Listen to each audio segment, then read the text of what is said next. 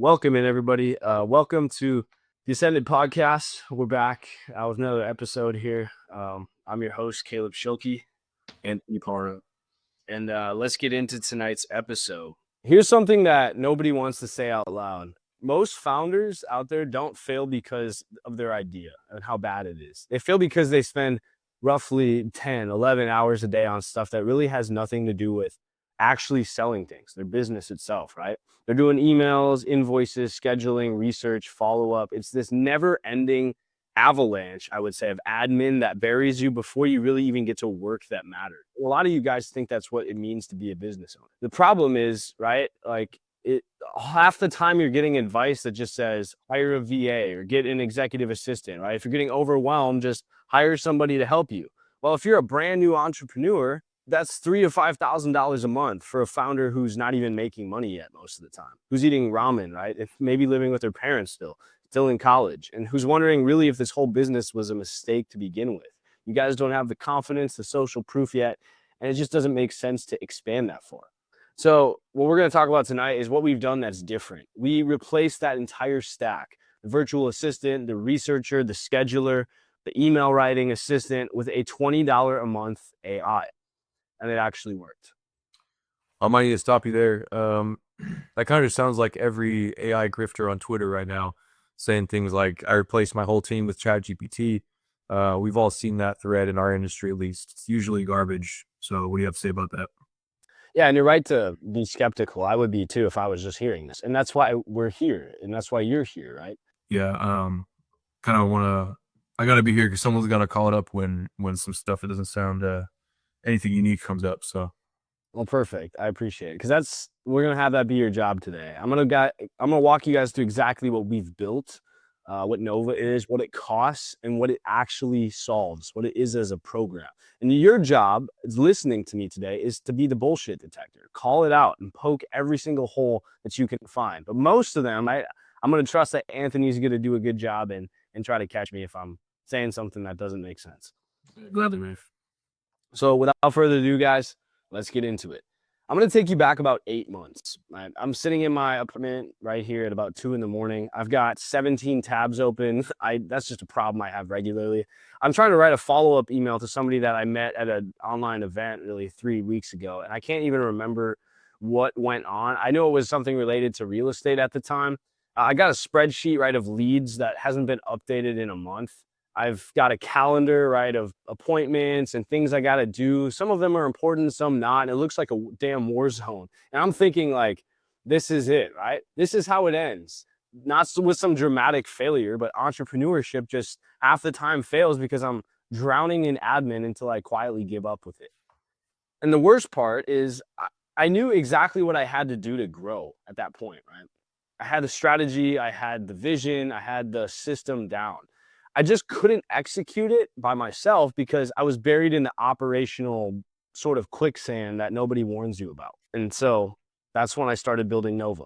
Well, here's my question. I think that's kind of what everyone's thinking right now is their view in the podcast. But how is this different from ChatGPT? You say this is why I started building Nova, but doesn't ChatGPT do the same thing where I can just go there right now for free, say something like write me a follow-up email, and that's it? You're right. Yeah, you could technically do that. So what's the pitch for Nova? The pitch is that ChatGPT doesn't know who you emailed. It doesn't know your calendar. It doesn't know your leads. It doesn't know what you talked about at that conference I mentioned. You have to re-explain your life. You've had to take screenshots and send it as attachments, right? Every single time you open a new chat, because it just doesn't really get to know you as a person. And so you're starting fresh every time. That's not some sort of executive assistant like we're told. That's a very smart person off the street. You have to keep reminding who you are. Okay, guess that makes sense.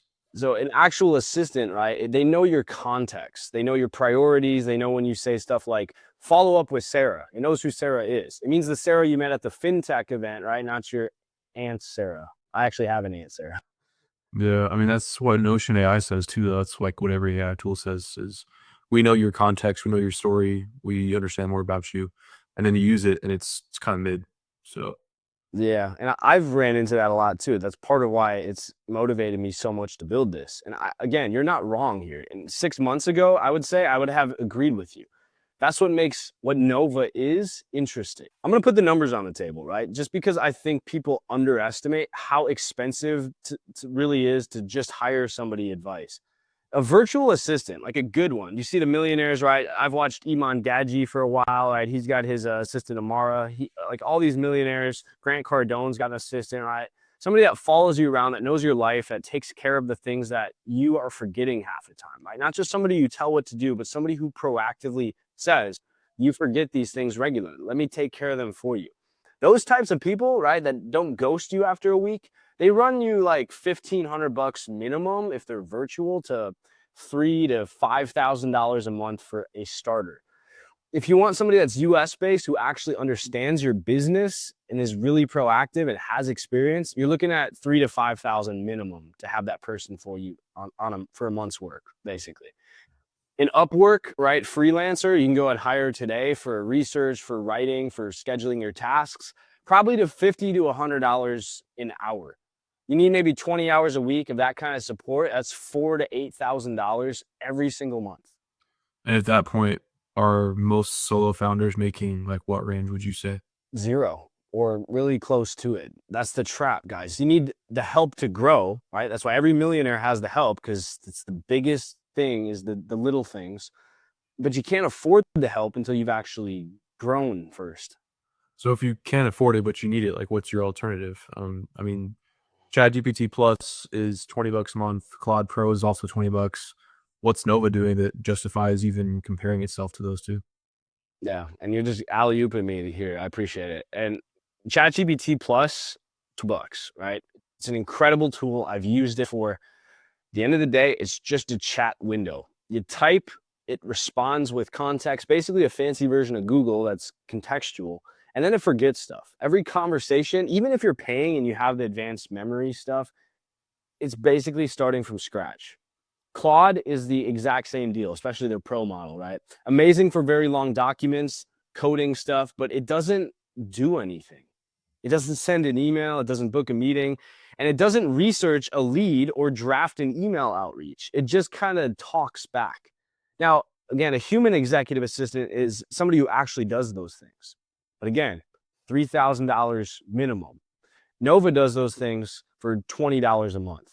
So you're telling me a $20 a month AI bot sends emails too? Yes. What about book meetings? Yep.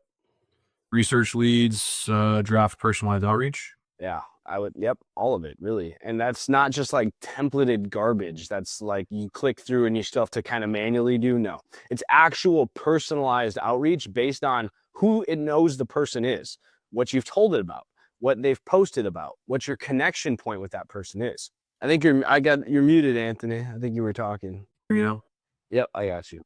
I was gonna ask, like, biggest issue right now that AI technologies aren't really the point where they kind of speak coherently like a person. So what do you do when, I mean, like I use certain AI tools that kind of claim these same things you're claiming, but they hallucinate. I mean, they make stuff up. They send the email to the wrong person. Who's liable when Nova screws up? And that is a real concern. I'm not going to pretend it isn't, right?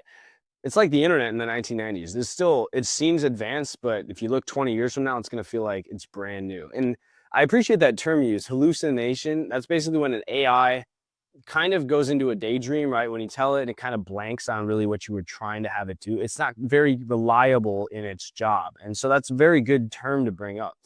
I'm going to say two things. First, Nova operates on what is called a confirmation model. It drafts, it shows you what it's going to do without doing it first, and then you approve it. It doesn't go rogue and email your investors at 3 a.m. like you guys are seeing Claude Bot or Claude Code do. Well, that's good. Seems like a better model. Yeah. And second, right, it is built on the latest models, right? But the magic isn't the AI itself. The magic is the context layer. That's what you guys are really paying for. Nova sits on top of your relationships, your history, your goals. So when it drafts the email, like I mentioned, it's not hallucinating. It's not like just kind of throwing random details together that you're going to have to correct 50 times. It's pulling from real data about real interactions that you actually had by accessing your email, accessing your Notion, your Google Drive, your inbox on Slack, whatever it is. Yeah. Well, how is that system different from just a really good CRM? Right. Because a CRM doesn't write the email. A CRM doesn't tell you, hey, you talked to this person or you haven't talked to them in 3 weeks, let's say, and they just posted about raising a funding round. You should probably reach out to them. A CRM is basically just like a filing cabinet, right? Nova is the person who actually opens the filing cabinet, pulls that file out, reads it, writes a note about what it should do based on that blanket information, and then it walks into your office and puts it on your desk for you to approve For $20. for $20. So I want to talk about like something that we haven't told anyone. And again, this is why this podcast tonight is important, because I do think it matters. Oh, we're gonna let them know. Yeah, I think so. So about 4 months ago, Anthony and I had a real argument, right? Not like a healthy debate. It was kind of an actual disagreement that almost broke the partnership. Yeah, that's pretty accurate, I'd say. So do you want to tell him or should I? No, I'll just I'll add where I can tell you. Okay, fair. So we're building Nova, right? This AI, and I want to go all in on the AI, like fully autonomous, like what you guys see with Claude Bot or Claude Code. Like, let's say it just sends emails without approval. Let it schedule meetings for you without asking. Full AGI energy, right? Like we're going toward. And I could have built that because I believed, and I still believe, that the future of AI just handles things. Anthony was against it. Yeah, I wasn't really against the AI per se. It was more just like I was kind of against shipping something that could potentially embarrass our users. I think there's a difference between those, but Right. And I took that as you not like believing in what we were doing. yeah, and I took your pushback more as like you caring more about the demo than our users. At the end of the day, I think we were both right and both wrong, therefore. Yeah, so I guess the compromise then, which is what Nova actually is now, so it's kind of good we kind of had that argument, is the confirmation model. AI does the work, humans approve the output, kind of get the best of both worlds. But getting there, right, to that end goal, it seems perfect, but it was very ugly. I mean, there were days where, we weren't getting along good, days where I was like, maybe I should just kind of figure it out by myself. Yeah, I mean, that's kind of the irony, is that we're building, a product about founders not being alone. We almost blew up our own partnership just because we couldn't communicate well. Right. And that's why having an AI, having something that can communicate, right, is so important. The thing that saved all of this, honestly, was having other people around, right? The podcast, Altura Society.com, like our network, the community, people who've been through partnership conflicts. Like one of our members, gave us advice. You guys are having the same argument every co-founder has at this stage. Basically, any old timer would agree with that, right? This is a way to get through it. Yeah, she was right too. Yeah, and that's the thing nobody talks about. Like the tools that you use to deliver are great. The AI is great, but you can't replace humans fully, right? The human infrastructure, having people who've been where you are, sitting there with a past experience, half the time, guys, it's really just, I know what I need to do. I just need someone to come in and say, that's right, or that's wrong, right? You're making a mistake. That's what consulting is, and that's why it's worth the money. That's what's actually keeping you guys most of the time, that one person, from imploding on yourself. Yeah, I'll give you that one. It's not even really a sales pitch either. It's kind of just, the truth about what actually happened. So Yeah, I'm not trying to make this like a big thing. I think it's important for you guys to know we're not trying to like replace human relationships. We're trying to show you why it's so important that the AI you use to complement yourself needs to have that focus. And I want to tell you guys about somebody, right? I'm not going to use her real name. We'll just call her Maya. She joined the community about 5 months ago. Maya is a solo founder, right? SaaS product in the kind of HR, human resource space.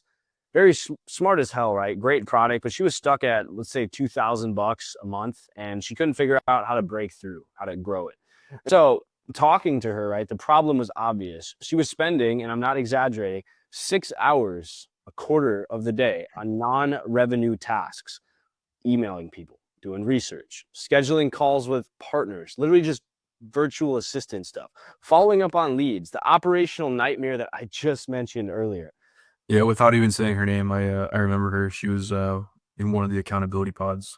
Right, yeah. So here's what happened, right? So she started using Nova just for the outreach, just telling it, send an email to this list of people. Nova says, does this look right? She said, yeah, and then takes care of it, right? Within the first week, Nova had drafted 47 personalized outreach messages to each person uniquely, and to potential partners, customers, right? Messages that would have taken her, even with AI, right, and tweaking it herself, like 2-3 hours probably each to research and write, like to really hammer home the point. Yeah, at least, man. Yeah, and she approved them, she sent them, and within 3 weeks, right, from 47 emails, she had 12 calls booked, right? Closed 2 new enterprise contacts, enterprise meaning like business to business style stuff, right? She went from $2,000 in monthly recurring revenue to 8,000 in 1 month. I mean, that's kind of where I have to push back, though. I mean, how do you know that was all Nova and not just her finally doing the outreach she should have been doing all along? Good point, right? That's exactly the point, though. I would say she knew she should have been doing the outreach. That's what she was trying to work on. She'd known for months, and she really couldn't do it because she was buried. Nova didn't give her like some magical ability to sell. It literally just gave her time back, and that is always the most valuable resource. It removed the execution bottleneck that was taking her away from the important stuff, so she could focus on what's actually a talent of hers, right? Selling, building, and closing the business itself. Yeah, so you could say that Nova didn't necessarily replace her, more just like uncorked her. Yeah, it really opened up her abilities. And that's a better way to say it than really anything I've come up with. It uncorked her. Yeah, I'll kind of admit it's a little hard for me, but when I saw her Slack messages in the pod I mentioned earlier that week, posting numbers, posting screenshots of deals she's doing, I was starting to get it. That wasn't really AI hype. That was finally someone, a real person, getting a real result from the product. Right. And that's why Altura Society doing it in front of other people is so important. Other people see that too. And 3 of them started doing the exact same thing, using Nova, freeing up the day-to-day sending emails, right? Even just like paying an online service to develop a lead list for you and then putting it into Nova and having it email. It's the same playbook, getting your time back, freeing your time up while still bringing booked calls in the door, instead of paying marketing agencies. And you guys just get the exact same results by being smarter instead of working harder. Yeah, I hear you now. So I guess at this point, right, I have a question for you, right? You came into this podcast to I guess, be the skeptic, right? That was your job. So I think you pushed back, right, on everything, and I appreciate that. The AI claims, the cost comparison stuff, the success stories. Um, so where are you now, basically? Honestly, Yeah. honestly, I'd say I'm still skeptical of the industry. I think that 90% of AI tools are vaporware with good landing pages. Um, I think most AI powered products are kind of just API wrappers with the logo. It's made pretty possible by tools like Claudebot, things like that. We talk about that all the time. Like it's probably the future of a lot of small businesses, if you can call them that. But admittedly, Nova, I mean, I've watched it from the inside. I've seen the code. I've seen what goes into development. I've seen the user sessions. I've seen what we'll call Maya's numbers. um, the thing that got me, I guess, what's kind of changing my mind, growing on me, isn't really the AI. It's more watching founders who were stuck get unstuck or uncorked, as I said earlier. Love that. And not because of like a magic algorithm, but it's just people finally have, a tool that's built to the boring stuff so that they can do the important stuff. And, I guess that's different, even from my skeptical point of view of the industry, because it's not necessarily built on the AI bubble, the hype around it. It's just truly useful. So Yeah, and it's like it's really what AI is supposed to do. It's taking care of the easy stuff. It's not like supposed to draft the next Shakespeare, right? It's not supposed to take your job inherently, right? It's supposed to empower you to take your time and give it back to you on the things that you shouldn't have to be just stuck around doing all day. It's $20. Yeah. yeah, $20. It's kind of, I don't know, sounds too good to be true. It almost feel like we should charge more for it so people believe it. You know what I mean? I see ChatGPT, I see all these other competitors, and I don't want to. I want to give the opportunity to people while we're still young, right? Because I want help revising it, right? And so I'd say here's my challenge, and I'm serious about this, right? If anybody watching right now is like a founder, you've used ChatGPT, you've used Grok, you use Gemini, Claude, right? And you're spending more than, I would say, 2 hours, right, a day on email research, working on some sort of business, follow-ups, scheduling your calendar, right? The stuff that isn't actually putting money in your pocket through selling. I want you to try something. Go to ChatGPT. Use ChatGPT for an entire week. Use it for everything. Outreach, research, scheduling, all of it. Track how much time that you spend copying and pasting your context, re-explaining who you are, taking screenshots and putting it in, reformatting your outputs, and then try Nova. DM me what happens. Like my inbox on Instagram is open, seriously. Or just join Altura Society and I'll see you in the live chat. I want to hear all of it, right? Because the gap between smart AI that talks and AI that actually does things, that can put emails out the door with my name on it, that's the gap where founders live and die right now. And most people don't even know that that gap and that performance is what makes everything. It gives you the power back. Yeah. And if you think it's BS, I mean, come tell us. That's fine too. We'd for sure rather have honest feedback than just kind of fake fans or people promoting it for, for illegitimate reason. So come try it out. If you like it, that's fine feedback too. And you don't see Sam Altman or Elon Musk sitting down on a podcast that you can trust, taking your feedback from the comments. I'm literally responding week by week to people that leave comments, especially on YouTube, because I get those right on my phone. If you comment something on the YouTube podcast when it's posted here, I'll go hand reply to it for you. And whatever feedback you think you have for Nova, I will listen to it. I promise you I'll implement it. That's the show, guys. Anthony, thanks for playing such a great role here of challenging me and causing me to explain myself. I appreciate it. I'm Caleb. I'm Anthony. And once again, thanks for tuning in on a Monday night. This is the Ascended Podcast. We'll see you next week. And as always, I'm rooting for you. Take care, guys.